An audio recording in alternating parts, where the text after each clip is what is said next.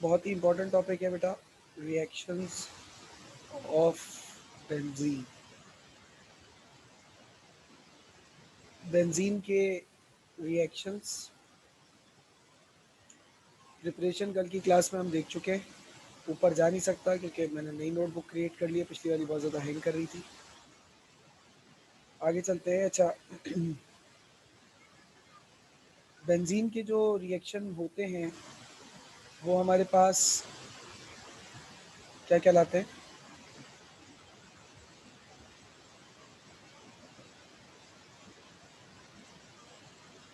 Substitution reaction कहलाते हैं।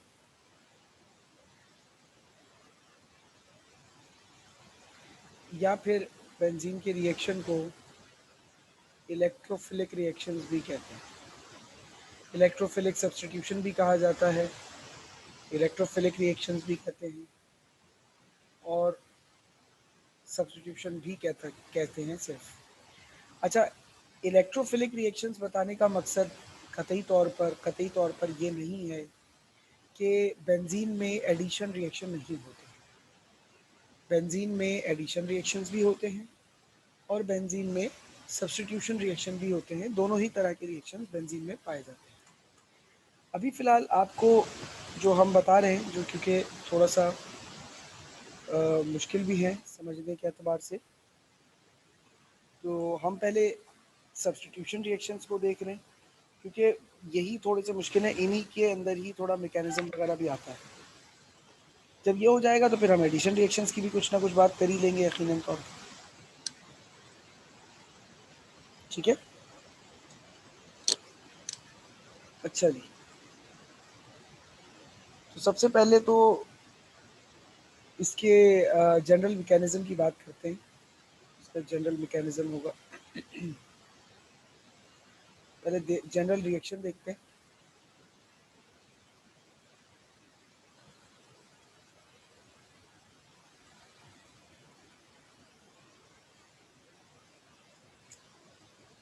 General reaction में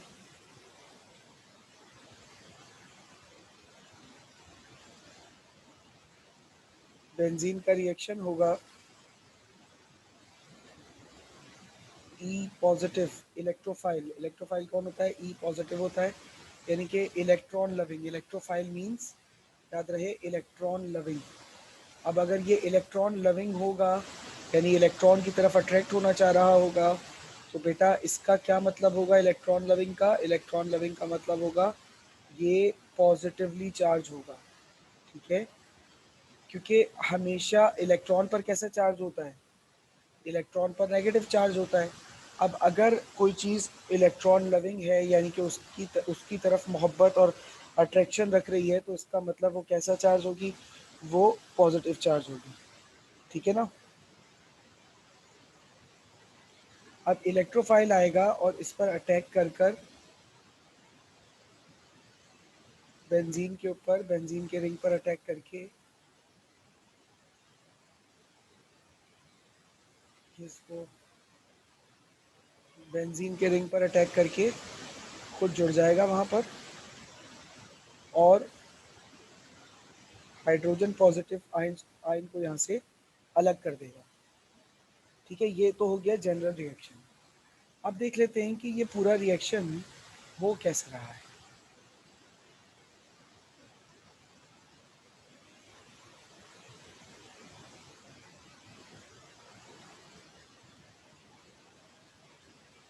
अब हम बात कर रहे हैं जनरल मैकेनिज्म की। जनरल पहले बताने का मकसद ये है कि आगे जब मैं रिएक्शंस बताऊं तो आप लोगों को पता हो कि क्या, क्यों और कैसे होने वाला है।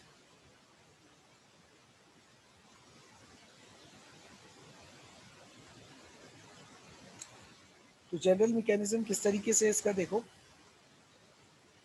बेंजीन रिंग में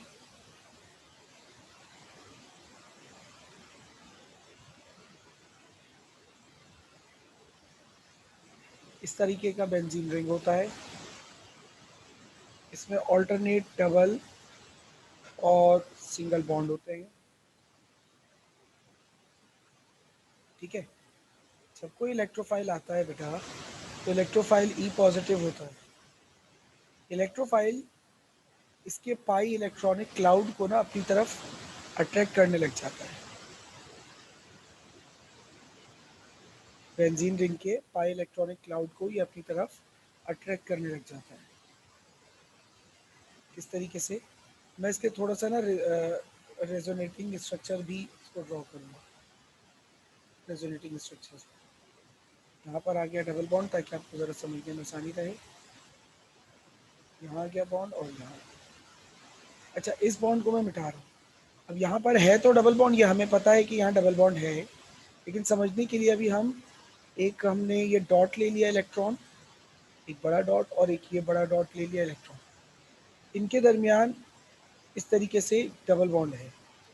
अब ये बात हम जानते हैं कि बेंजीन के रिंग में चारों तरफ ये पाई इलेक्ट्रॉन्स जो है ना, ये ट्रैवल कर रहे होते हैं, यानी कि जो डी लोकलाइजेशन होती है इलेक्ट्रॉन की, ये जो डबल बॉन्ड होते हैं, ये कंटिन्यूसली रिवॉल्व कर रहे हैं, ठीक है ना, अबव और बिलो दी रिंग रिवॉल्व कर रहे होते हैं। बेंजीन का जो भी रिएक्शन होता है वो इस डी लोकलाइजेशन ऑफ इलेक्ट्रॉन पर, जो ये पूरे स्ट्रक्चर में घूम रहा होता है, इसके ऊपर डिपेंड करता है बेंजीन का पूरा स्ट्रक्चर जो है। यहाँ तक बात समझ में आ रही है? सर थोड़ा सा रिपीट कर दें मैकेनिज्म। दोबारा बोलो बेटा, आयशा क्या कह रही हो? सर मैकेनिज्म रिपीट कर दें थोड़ा सा, जनरल मैकेनिज्म। बेटा अभी मैंने पूरा किया नहीं है, वैसे मैं फिर भी इसको शुरू से रिपीट कर रहा हूँ। तो जनरल मैकेनिज्म में क्या हो रहा है कि एक इलेक्ट्रोफाइल जो है वो अटैक कर रहा है on carbon ring, on benzene ring, ठीक है। अच्छा, अब बेंजीन रिंग में हमें पता है कि 3 डबल बॉन्ड्स होते हैं। तो बेसिकली जो इलेक्ट्रोफाइल अटैक कर रहा है ना, ये उन्हीं जो है वो डबल बॉन्ड्स पर अटैक करता है, क्योंकि जो पाई इलेक्ट्रॉन्स होते हैं ना, सारा का सारा जो रिएक्शन होता है, सब कुछ जो बेंजीन के अंदर हो रहा होता है ना, वो इन पाई इलेक्ट्रॉन्स पर बड़ा डिपेंड करता है। तो इलेक्ट्रोफाइल इन इन बेंजीन के इलेक्ट्रॉन्स पर अटैक करता है। यहाँ पर एक सवाल आ जाता है, अक्सर बच्चे पूछते हैं कि सर देखिए, बात ये है कि ठीक है, आपने बताया कि इलेक्ट्रोफाइल जो है वो अटैक कर रहा है बेंजीन रिंग पर, ओके, क्यों कर रहा है सर, क्या ज़रूरत पड़ी है? देखो, इलेक्ट्रोफाइल चूंकि इलेक्ट्रॉन लविंग है, तो इसको जहाँ पर इलेक्ट्रॉन की तादाद फ्री नज़र आ रही होगी ना, वहाँ पर अटैक करेगा। इस जुमले में एक सवाल और बच्चे पकड़ते हैं कि सर आपने कहा फ्री इलेक्ट्रॉन। बात यह है कि सर ये इलेक्ट्रॉन्स फ्री नहीं होते, ये पाई इलेक्ट्रॉन्स होते हैं, ये बॉन्ड बना रहे होते हैं। गो के ये बॉन्ड वीक होता है, गो के इस बॉन्ड की कोई पर्टिकुलर पोजीशन नहीं होती, लेकिन बॉन्ड तो है, फ्री तो नहीं है इलेक्ट्रॉन। बिल्कुल बेटा, आपकी बात सही है, आपका ऑब्जेक्शन भी सही है। इलेक्ट्रॉन तो है, बॉन्ड तो है, लेकिन इलेक्ट्रॉन तो है, लेकिन वो फ्री नहीं है। तो मैं भी, फ्री का मकसद मेरा यहाँ ये नहीं है कि जो ऐसे इलेक्ट्रॉन जो बॉन्ड बनाए हुए ही ना हो। फ्री का मतलब है ऐसे इलेक्ट्रॉन जिनको ज़रूरत हो मज़ीद कुछ स्टेबिलिटी की। देखो, पूरे स्ट्रक्चर में इलेक्ट्रॉन के रिवॉल्व होने से हमें कोई फ़ायदा हासिल नहीं हो रहा, या बेंजीन को कोई फ़ायदा हासिल नहीं हो रहा। हाँ, इसको अगर कोई ज़रिया नज़र आएगा कि इस भाग दौड़ को जो ये 3 इलेक्ट्रॉन के पेयर्स ने मचाई हुई है, इस भाग दौड़ को ये किसी तरीके से अगर रोक सके, तो बेंजीन पूरी कोशिश करेगा इस भाग दौड़ को रोकने की, ठीक है।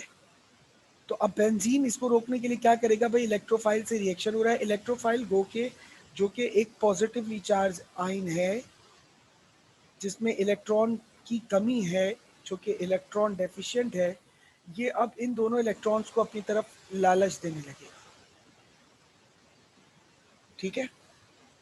अच्छा, जिस वक्त ये इनको लालच देगा, उस वक्त लालच देने की वजह से क्या होगा, लालच देने की वजह से ये इलेक्ट्रॉन, ये जो इलेक्ट्रोफाइल है, सॉरी, ये इलेक्ट्रोफाइल इन दोनों में से किसी एक इलेक्ट्रॉन को अपने साथ खींच लेगा।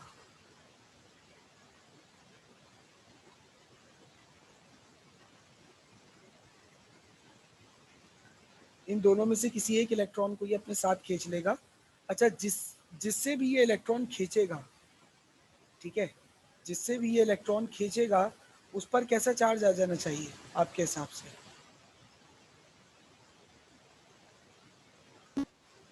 पॉजिटिव। जिससे भी ये इलेक्ट्रॉन खींचेगा सर, उस पर आ जाएगा पॉजिटिव चार्ज।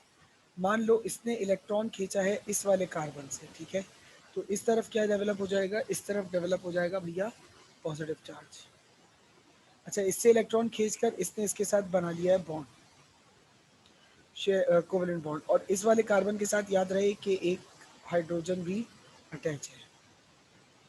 इस कार्बन के 4 ही बॉन्ड हैं, 2 अभी इन चीज़ों इनके साथ बन गए, एक हाइड्रोजन के साथ, एक इलेक्ट्रॉन के साथ, एक इस कार्बन के साथ है और एक पीछे वाले कार्बन के साथ है, डबल बॉन्ड खत्म हो गया।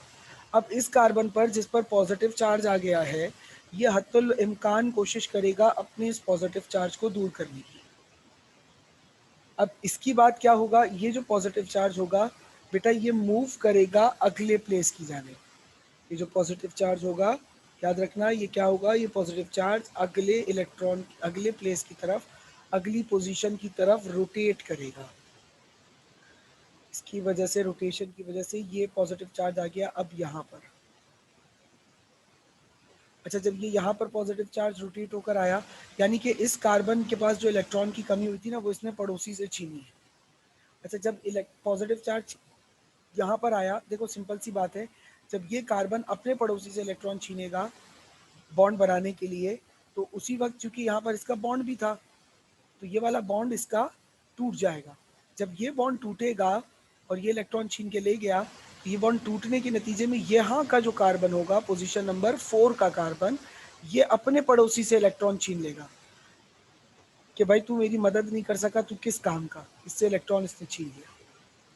अब ये इलेक्ट्रॉन छीन लेगा, डबल बॉन्ड इन दोनों के दरमियान बन जाएगा और ये पॉजिटिव चार्ज रोटेट होकर आ जाएगा।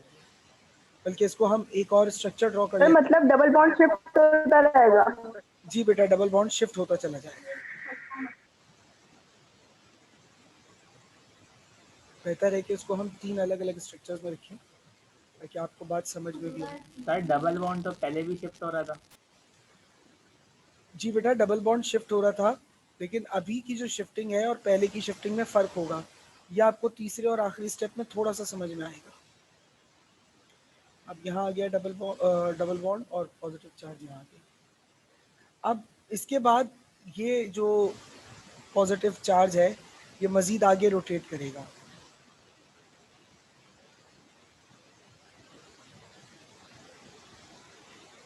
ये मज़ीद आगे रोटेट करेगा।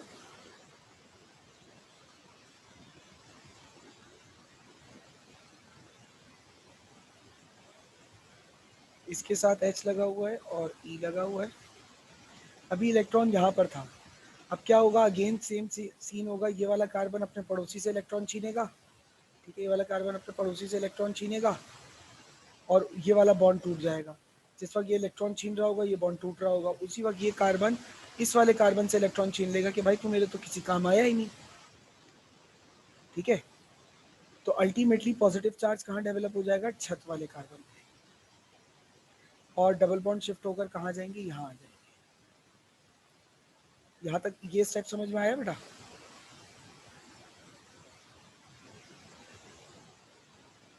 बेटा ये स्टेप समझ में आया?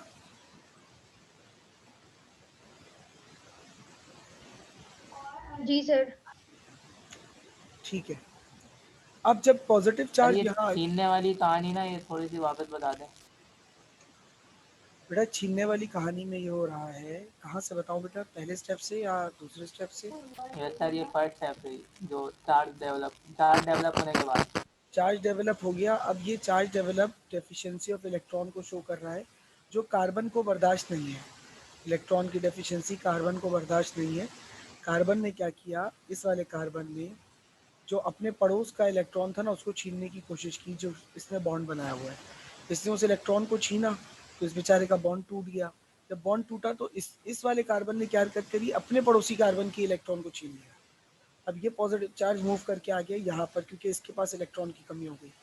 सेम यही प्रोसेस यहाँ पर हुआ कि ये वाला पॉजिटिव चार्ज था, इसने क्या किया, इसने अपने आगे वाले की इलेक्ट्रॉन को छीना, सही है, और छीन कर स्टेबल हुआ। जिस वक्त ये छीन रहा था उस वक्त ये बॉन्ड टूट रहा था, सही है। तो अब बॉन्ड टूटते वक्त इस वाले कार्बन ने, 5th पोजीशन के कार्बन ने क्या किया, 6th पोजीशन के कार्बन ने 1st पोजीशन के कार्बन का इलेक्ट्रॉन छीन लिया उससे। तो यहाँ पर टॉप मोस्ट पोजीशन पर चार्ज आ गया। क्लियर? अच्छा सर, चार्ज भी ऑल्टरनेट बन रहा है। जी बेटा, ऑल्टरनेटिव बनेंगे डबल बॉन्ड सिंगल बॉन्ड की तरह। ठीक है। अच्छा, सर अब यहाँ बॉन्ड टूटेगा या फिर शिफ्टिंग होगी? बेटा सिर्फ शिफ्टिंग हो रही है चार्ज की, बॉन्ड बॉन्ड तो वही रहेगा, दो दो बॉन्ड जो है ना वही स्ट्रक्चर के अंदर घूमते रहेंगे, लेकिन इलेक्ट्रॉन, ये जो इलेक्ट्रॉन के छीनने की वजह से ना चार्ज की शिफ्टिंग होगी, तो अल्टीमेटली चार्ज की शिफ्टिंग की वजह से बॉन्ड भी शिफ्ट होता है। और सर जो तीसरा बॉन्ड है वो तो बस खत्म? अभी खत्म हुआ है, वक्त ही अभी क्रिएट हो जाएगा दोबारा। Okay sir. सर ये जो इलेक्ट्रॉन पॉजिटिव चार्ज का है, इसने किसी नेगेटिव चार्ज पे अटैक किया है। नहीं, पॉजिटिव चार्ज का मतलब है बेटा इलेक्ट्रॉन कम है, इलेक्ट्रॉन कम हो गया है, अब ये कहीं से उस इलेक्ट्रॉन सर को तो हासिल। बेंजीन के अंदर कोई नेगेटिव चार्ज है जिसके ऊपर इसने अटैक किया। बेटा नेगेटिव चार्जेस इलेक्ट्रॉन के होंगे ना, मैं ये सवाल आपका नहीं समझ पा रहा हूँ जरा शायद।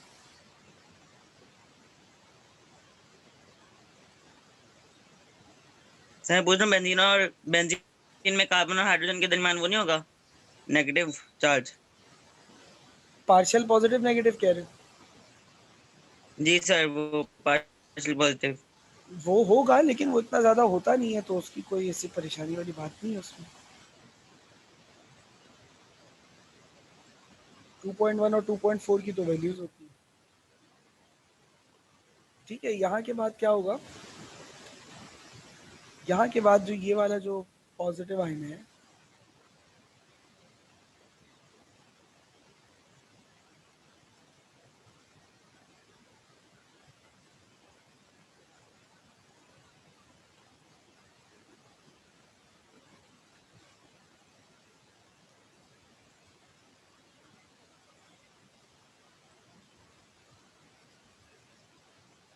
अब देखो यहाँ वाला जो पॉजिटिव चार्ज था ना, इसके पास हाइड्रोजन और इलेक्ट्रोफाइल, ये दो लोग हैं।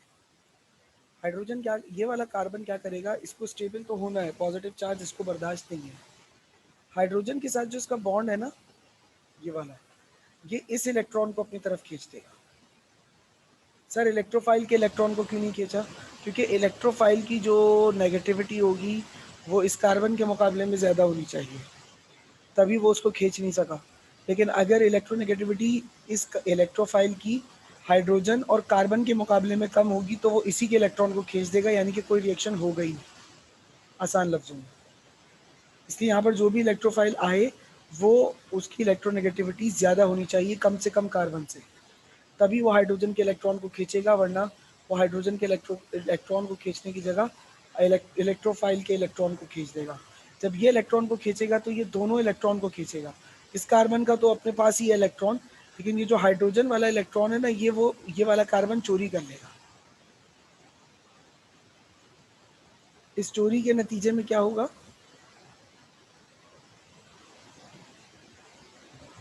इस चोरी के नतीजे में जो इस कार्बन, पहले वाले और दूसरे वाले कार्बन के दरमियान का डबल बॉन्ड टूटा था, वो वापस जुड़ जाएगा, क्योंकि इस कार्बन ने अपने इलेक्ट्रॉन को हासिल कर लिया वापस, और इलेक्ट्रोफाइल अपनी जगह जोड़ा रह जाएगा।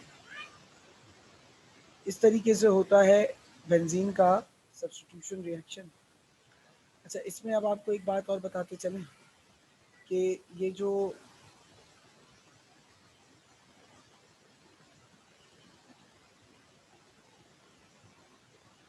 सर हाइड्रोजन पे चार्ज नहीं आएगा? हाइड्रोजन पे चार्ज क्यों, हाँ हाइड्रोजन पर आएगा ना, हाइड्रोजन तो मैंने लिखा ही नहीं, H पॉजिटिव।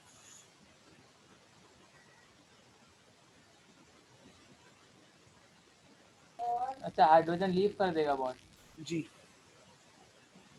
सब्स्टिट्यूशन का मतलब ही यही होता है ना बेटा, कि कोई एक रहेगा दूसरा निकल जाएगा उसकी वजह से। ठीक है बेटा। अच्छा, अब यहाँ पर ये जो ब्रैकेट के अंदर चीज़ें हैं, इसको हम कहते हैं,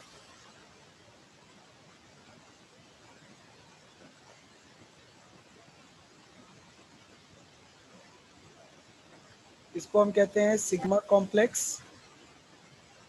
या फिर एक और नाम होता है, इसे हम कहते हैं आरेनियम आयन। ये जो पॉजिटिवली चार्ज बेंजीन आयन होता है, इसे कहते हैं आरेनियम आयन। ये जो है इसे कहते हैं पाई कॉम्प्लेक्स। ठीक है, फाइनल हमारे पास ये मैकेनिज्म है। अब जितने भी हमारे पास ये सब्स्टिट्यूशन रिएक्शन होंगे ना, जितने भी, इन तमाम के तमाम सब्स्टिट्यूशन रिएक्शन का मैकेनिज्म जो है ना वो यही रहेगा। क्लियर है बेटा? सर सर ये जो ई के बराबर में आपने 2 डॉट बनाए हुए, ये हाइड्रोजन के डबल बॉन्ड है।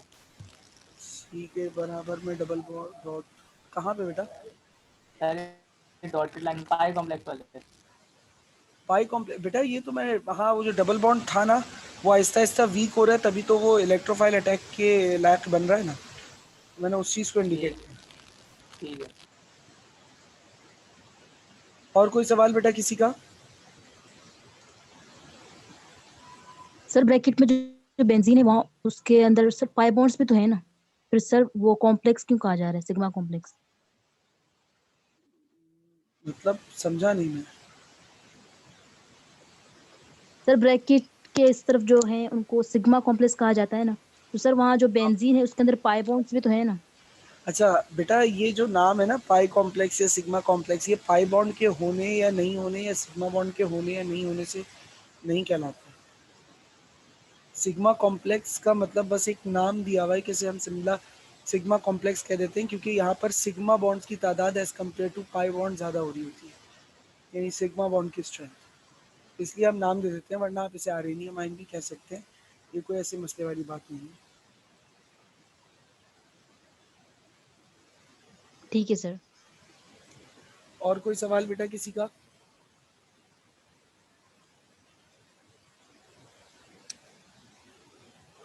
आई थिंक नहीं।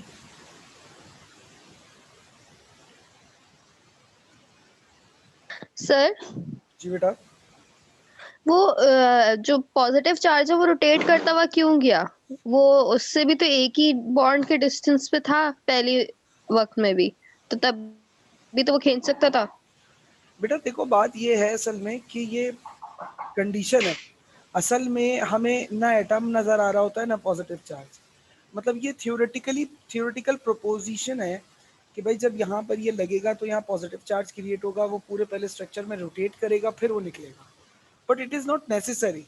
वो यहाँ पे मीन कंडीशन या ये कहने के कंक्लूसिव पॉइंट क्या है कि अल्टीमेटली निकलना हाइड्रोजन को है जहाँ पर इलेक्ट्रोफाइल ने लगना है। अब वो तुम यहाँ से पॉजिटिव उठाकर पड़ोस में शिफ्टिंग करा दो, उसका कोई इशू नहीं होता। असल मकसद देखो हाइड्रोजन निकला कहाँ से?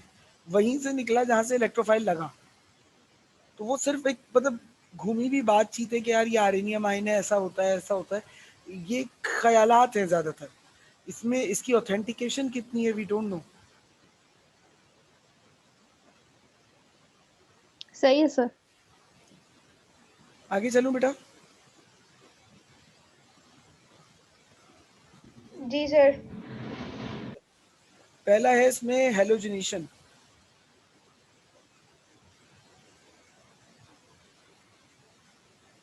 अच्छा, what does halogenation means? Addition of halogen. Addition of hydrogen, Addition of halogens. Very good, addition of halogens, addition of very good very good.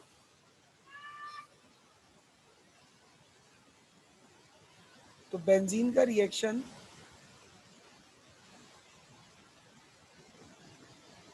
अगर क्लोरीन के साथ कराएं in the presence of AlCl3 तो हमारे पास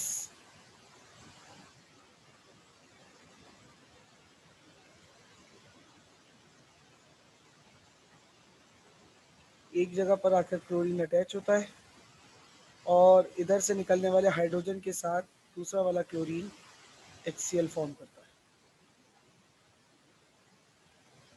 अब आ जाते हैं इसके मैकेनिज्म पे कि ये होता क्या, क्यों और कैसे है।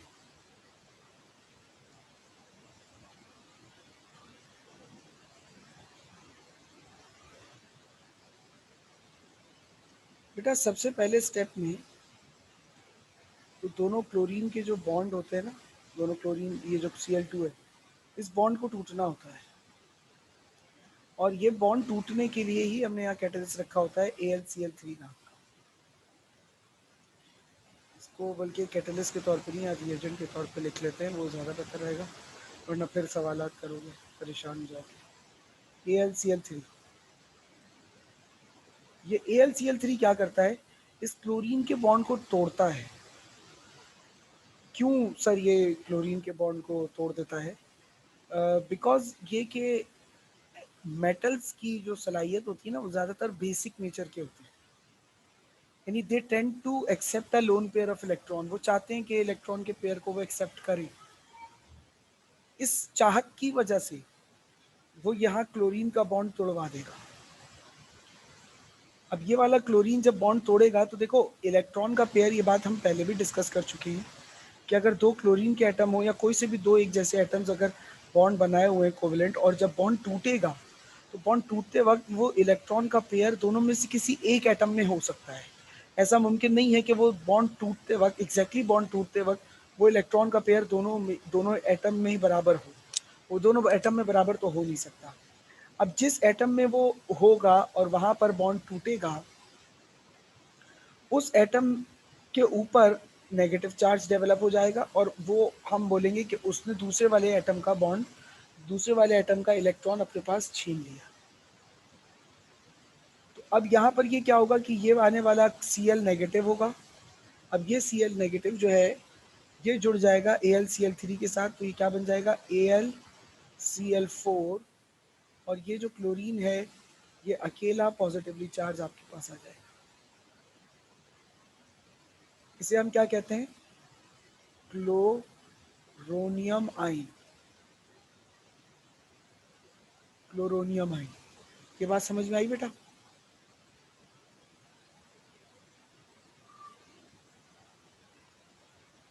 बेटा ये बात समझ में आई? जी सर। जी सर। सर एक बार फिर रिपीट कर बेटा मैं ये कह रहा हूँ कि होगा ये कि AlCl3 जब Cl2 के साथ अटैक करेगा Cl2 पर, तो दोनों में से दोनों एटम्स को तोड़ना मकसूद है। एटम को अटैक कराने के लिए इन दोनों क्लोरीन को अलग करना ज़रूरी है। अगर ये दोनों क्लोरीन एक दूसरे से जुड़े हुए होंगे तो ये दोनों कभी भी अटैक नहीं करेंगे, इसलिए इन दोनों का एक दूसरे से अलग होना ज़रूरी है। दोनों एक दूसरे से अलग करने के लिए क्या होगा, जिस वक्त अलग हो रहे होंगे उस वक्त ये इलेक्ट्रॉन का पेयर किसी एक ही एटम में हो सकता है, दोनों में से किसी एक क्लोरीन में। जिसमें इलेक्ट्रॉन का पेयर होगा, जब बॉन्ड टूटेगा तो उस पर Cl नेगेटिव चार्ज आ जाएगा, जिस पे इलेक्ट्रॉन नहीं होगा वहाँ पर Cl पॉजिटिव चार्ज आ जाएगा। ये बात समझ में आ रही है?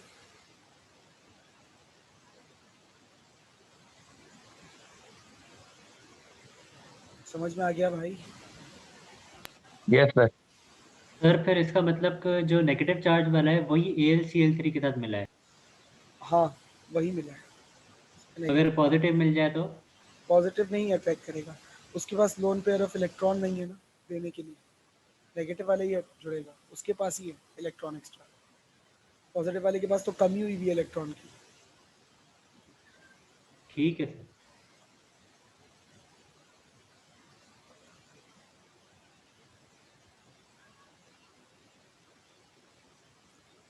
अच्छा अब अगेन यहाँ पर वही सिनेरियो बनेगा जैसा हमने बेंजीन के मैकेनिज्म में पढ़ा है, जनरल मैकेनिज्म में। वो जनरल मैकेनिज्म आप याद रखेंगे, बस उस जनरल मैकेनिज्म को लिखूंगा। यहाँ पर एक इलेक्ट्रॉन इस कार्बन के पास, यहाँ एक इसके पास, दोनों में डॉटेड लाइन शो करते हैं। अब ये दोनों इलेक्ट्रॉन्स क्लोरीन अपनी तरफ अट्रैक्ट करना चाहेगा, ठीक है। पॉजिटिवली चार्ज क्लोरीन अट्रैक्ट करेगा, इनमें से किसी एक को अपने साथ जोड़ लेगा, तो हमारे पास क्या होगा, बीच में आर्सेनियम आयन की पोजीशन आएगी। याद है ना 3 आर्सेनियम आयन थे, तो मैं तीनों आर्सेनियम आयन अकेले अकेले नहीं बनाऊंगा, टाइम ज़ाया होगा। मैं यहाँ पर क्या कर रहा हूँ, मैं एक ही स्ट्रक्चर बनाऊंगा और उसी में आर्सेनियम आयन वाली कहानी पूरी लिख दूंगा। पॉजिटिव चार्ज इस तरीके से डॉटेड, ये बनाने का मकसद ये है कि पॉजिटिव चार्ज पूरे स्ट्रक्चर में रोटेट करेगा। उसके बाद ये जो हाइड्रोजन वाला इलेक्ट्रॉन है, ये बेंजीन का ये वाला कार्बन अपने पास अटैच कर लेगा, तो हमारे पास क्या फॉर्म हो जाएगा,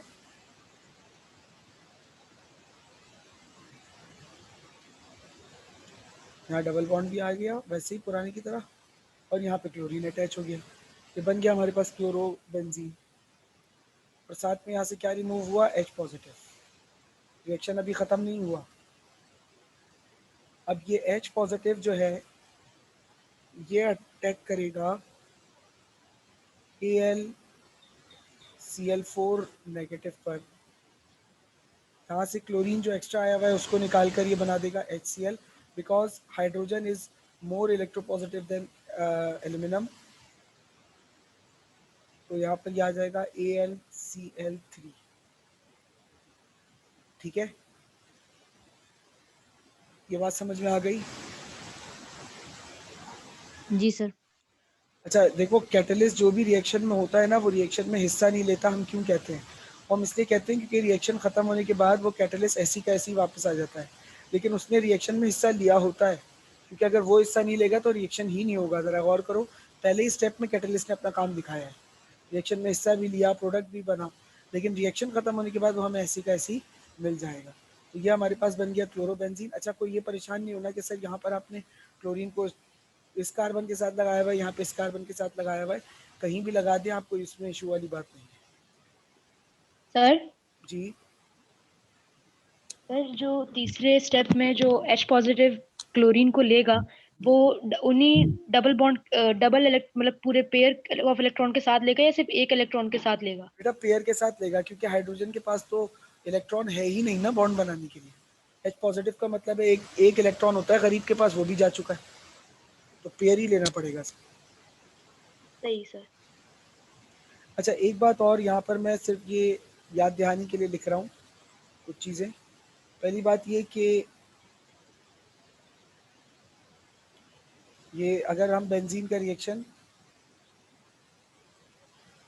रिएक्शन कराएं ब्रोमीन के साथ, और in the presence of FeBr, sorry, अगर हम ये रिएक्शन AlBr की सूरत में कराएं, जैसे यहाँ पर AlCl3 लिया था, तो ये रिएक्शन नहीं होगा, याद रखना।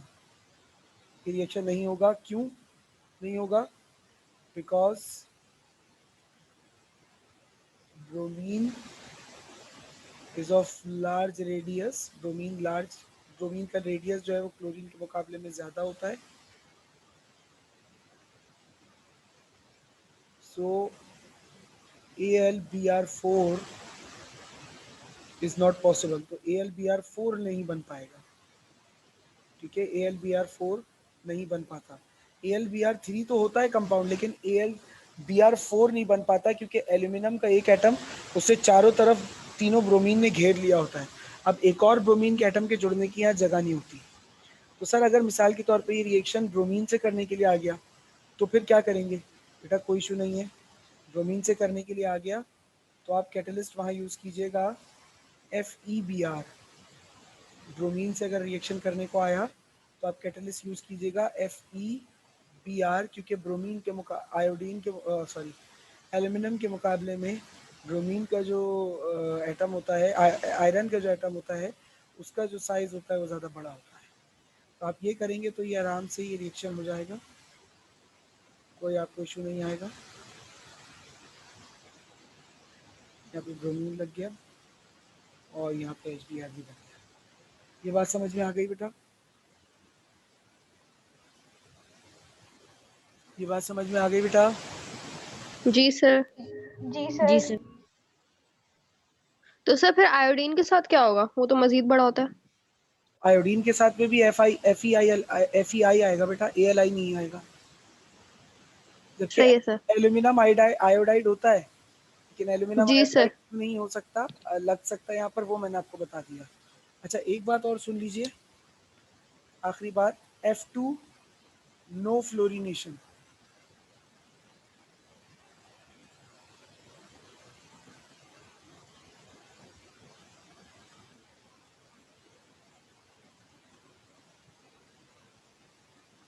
आम हालात में फ्लोरिनेशन बेंजीन की नहीं होती,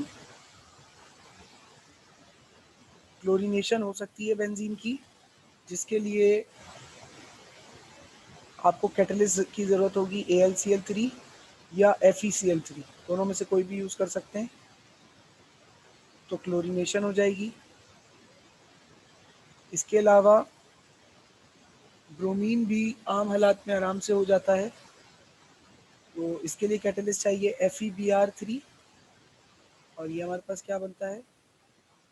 ये हमारे पास बनता है ब्रोमिनेशन।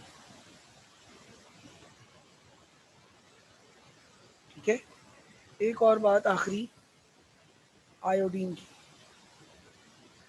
आयोडीन के लिए भी FeI3 लेते हैं और इसके नतीजे में आयोडीनेशन होता है, ठीक है, आयोडीनेशन होता है। लेकिन यहाँ पर एक थोड़ा सा मसला है, आयोडीन को हम अक्सर और बेशतर इथेनॉल में लेते हैं, यानी इस रिएक्शन में थोड़ा बहुत इथेनॉल भी रखा जाता है। डिसॉल्व करवाता है। हाँ, बिकॉज आयोडीन को हम डिसॉल्व करवा दें, क्योंकि आयोडीन जो है वो सॉलिड स्टेट में होता है, ये बात याद रखिएगा बस। तो असल में बताने का मकसद ये है कि वो अगर हेलोजिनेशन कहे ना आपसे, तो हेलोजिनेशन तो आप डायरेक्टली, अब मुझे पता है कि हम सबकी कॉमन आदत, हम टीचर्स की बोल रहे हैं, बच्चों की बोल रहे हैं, हम सब मिल के क्लोरीन को बेचारे को अकेले को रगड़ते रहते हैं, हम क्लोरीन को ही रगड़ देंगे। लेकिन अगर उसने गलती से भी ब्रोमीन या आयोडीन बोल दिया तो कम से कम नॉलेज तो होनी चाहिए ना कि कैसे करना है। सर क्लास एंड होने वाली है, मीटिंग एंड होने वाली है। अच्छा, आप कोई सवाल है जल्दी से बता दीजिए, फिर हम क्लास ऑफ कर देंगे। No sir. No sir. चलें ठीक है, बाकी बात इंशाल्लाह आपसे कल संडे को होगी। संडे की क्लास टाइमिंग मैं आप लोगों को सैटरडे तक बताऊंगा। अल्लाह हाफिज़।